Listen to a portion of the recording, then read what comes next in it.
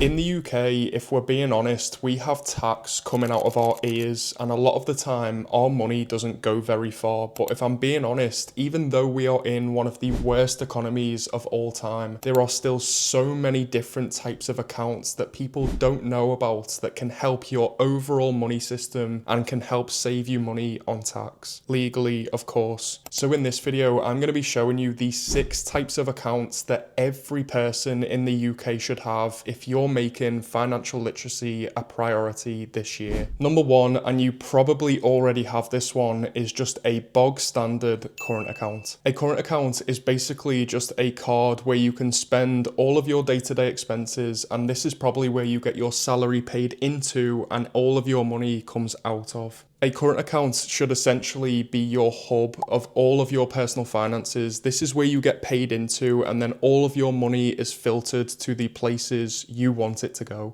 For example, my current account is my anchor of personal finances, and then money gets filtered into my savings, my fun money account, and my investments. But this is essentially the most basic type of personal finance account, which you probably opened when you're about 16 or 17. And a current account has lots of different benefits. One of the main ones is security. If you have up to £120,000 in your current account, this is protected by the FSCS protection scheme, basically meaning up to £120,000, your money is protected. So if for some strange reason your bank account got shut down, that £120,000 would be protected by the FSCS. Not only that, with current accounts nowadays, you can do a lot of different bank switches to earn money for signing up to current accounts. I will leave some examples of some of the best switching bonuses that you can take advantage of right now in the UK. But oftentimes, for very little effort, you are probably going to get up to around £200 just for simply switching your current account. Okay, swiftly moving on to the second type of account that every Brit needs to have, and that is a HISA, or a high yield savings account. If you're in the UK, you probably have something called a savings account, but oftentimes most savings accounts pay between 0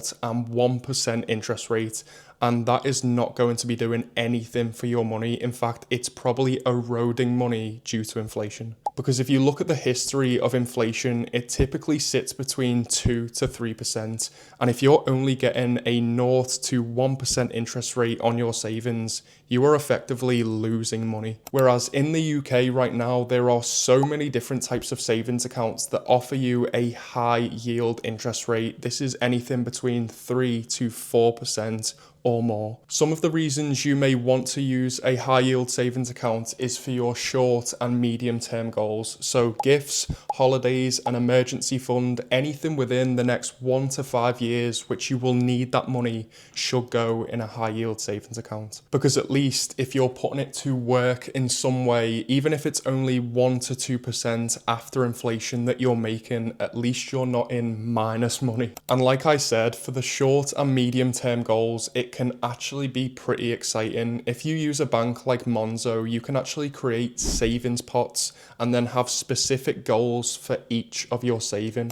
And so many times on social media, I will get the question of, what is even the point in saving? And it's for these things. It's for your holidays. It's for gifts for other people. It's for your emergency fund. If anything were to go wrong, say your tires burst or your boiler breaks, it's for them moments exactly. And not just that, if you are in a job that you absolutely hate and you want to quit, but you don't have the savings to do so, this can also give you the freedom to quit whenever you want. Or if there's a business opportunity that you want to take advantage of, this also gives you a chance to use your savings to go towards that, to potentially help you earn more money in the future. I think the main thing for your high yield savings accounts is just having goals attached to these things, because the more you have goals, the less you will want to withdraw from your savings. Because oftentimes when I speak to people, they will just say, oh, I'm just going to take money out my savings. It doesn't really mean anything anyway. But for example, if you had a holiday pot that you wanted to go on, you won't want to withdraw from that if you've made it one of your goals. Swiftly moving on to account number 3, and probably one of the most important right now, is a stocks and shares ISA. A stocks and shares ISA is essentially just a type of investment account where you you can invest up to £20,000 every single tax year completely tax-free, meaning any dividends or capital gains that you make within this account will be shielded from any type of tax. And when we're talking about outperforming inflation and growing your wealth, a stocks and shares ISA and investments in general have proven to outperform savings massively. Of course, past performance isn't a guarantee of future performance, and what you invest in will typically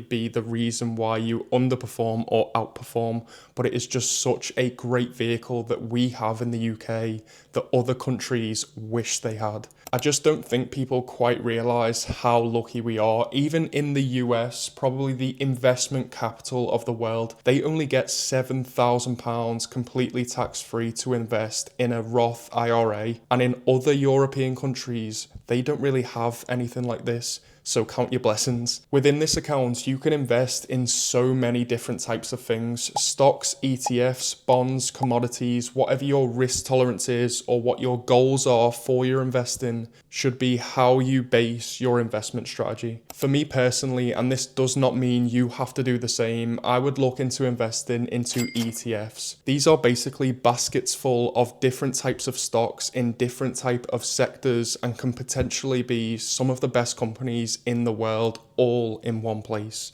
So basically, you don't have to do your research on just one company and hope that that performs in the long term. You can actually invest into thousands of different companies worldwide and become a stakeholder in some of the biggest companies in the world and don't really do anything after that. All you really need to do is open a stocks and shares ISA, pick your investments, invest regularly, and let compound interest do the heavy lifting. So let's just give you a little example of how this could work. If you invested just £200 a month for 40 years, assuming an 8% average return across that time period, you could potentially expect a £698,000 pot by the time you've reached that 40 years. And that is only from £200 a month. Imagine if you increased that every time you got a raise at work, or you had a side hustle that produced extra income on the side. And that leads us nicely into number 4,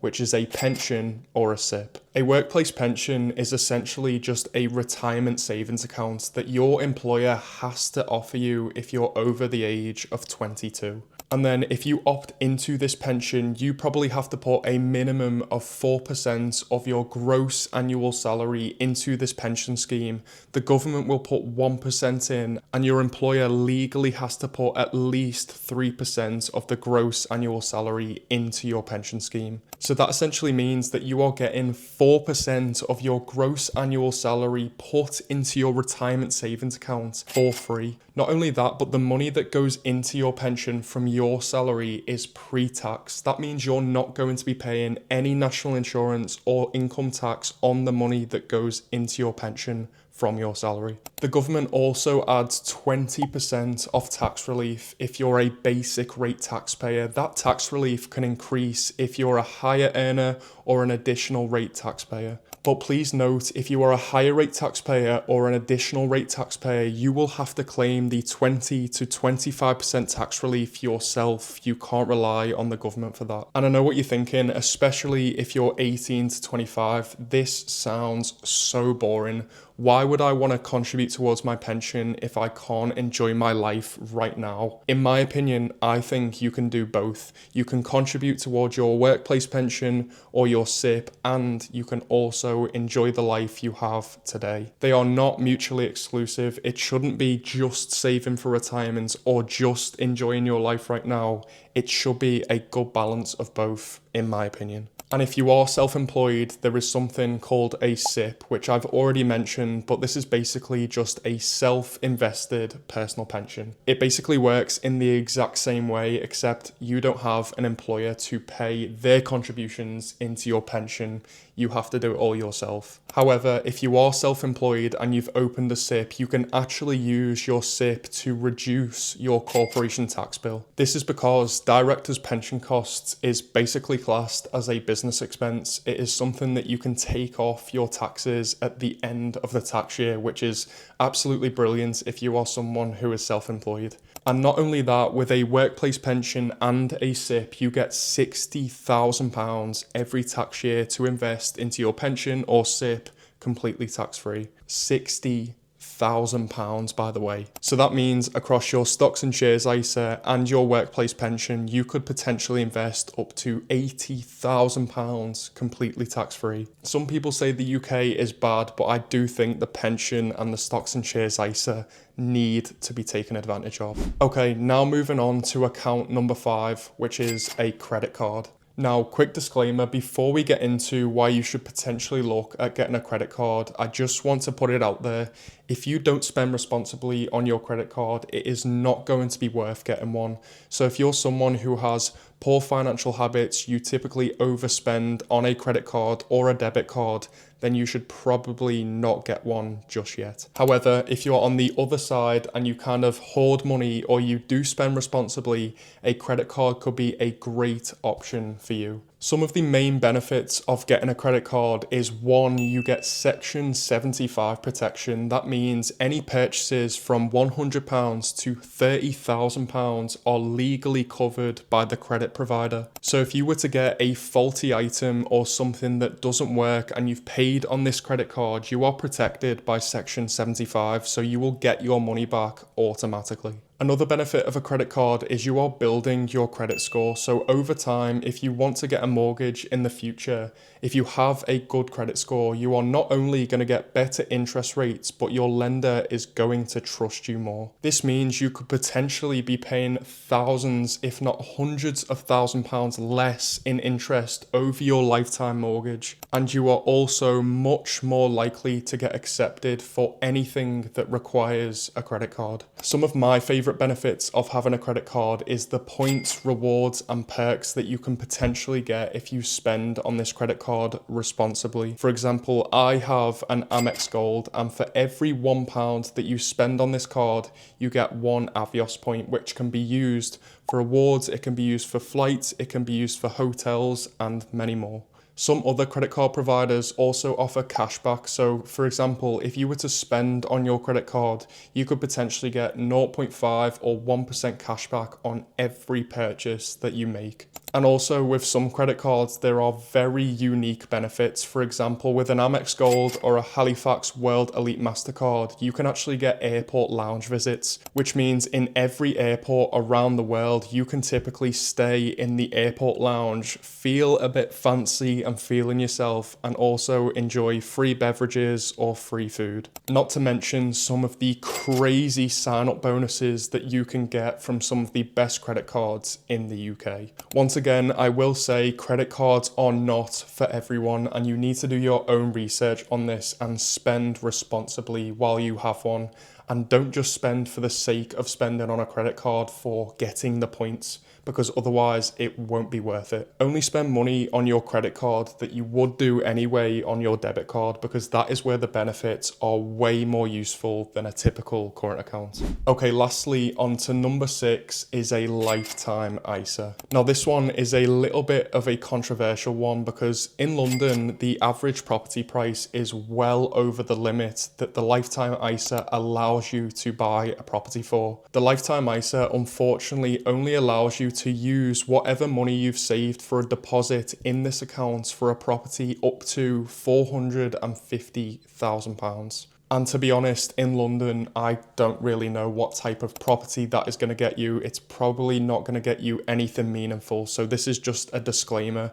Outside of London, it is probably worth getting one, but inside of London, I'm not sure. But if you are outside of London and you are looking to get on the property ladder and save for your house deposit, you can get potentially up to an £1,000 bonus simply from saving your money. You can put up to £4,000 into a lifetime ISA each tax year and get up to an £1,000 bonus, basically meaning that you will get a 25% bonus on anything you save. So for example, if you saved £1,000 per year, you will get £250 back in bonuses. £2,000, £500, £3,000, £750, and £4,000, £1,000. Not to mention if you have a cash or stocks and shares lifetime ISA, because this can potentially increase the amount of money on top of the bonus if you're invested in something like a global fund, or you just get the interest rate from the cash LISA, sorry. Unfortunately, it looks like the government are potentially scrapping this product in the future. That's why I would tell everyone to open one now and put at least £1 into this account, because if you have one open now, they can't scrap the account that you've created. You can also use the lifetime ISA for your retirement, but obviously if you have a pension and a stocks and shares ISA, you can invest more of your money. So I'd probably say if you're saving for retirement, maybe consider a pension SIP or stocks and shares ISA instead. But it is just another account that if you've got extra funds, you can put it into your lifetime ISA potentially for retirement. To open a lifetime ISA, you have to be between the ages of 18 and 39. So if you are over 40, I'm sorry. And then yeah, the money within this account can only be used as a first time home buyer or for retirement after the age of 60. So yeah, these are some of the accounts we have available to us here in the UK. A lot of money that we have completely tax-free that people probably aren't taking advantage of. A lot of people seem to know about the cash ISA, but they don't know about the stocks and shares ISA, or take advantage of their pension enough, or even know about the lifetime ISA. And yeah, if you have any questions on these type of accounts, leave them in the comments and I'll try and answer them the best I can. Obviously, I am not a financial advisor. I cannot give you personal financial advice, but I will try and help you the best I can. So if you do want more personal finance education content just like this on your YouTube feed, don't forget to hit subscribe, like the video, and comment what you want to see next. And yeah, I will see you in the next one.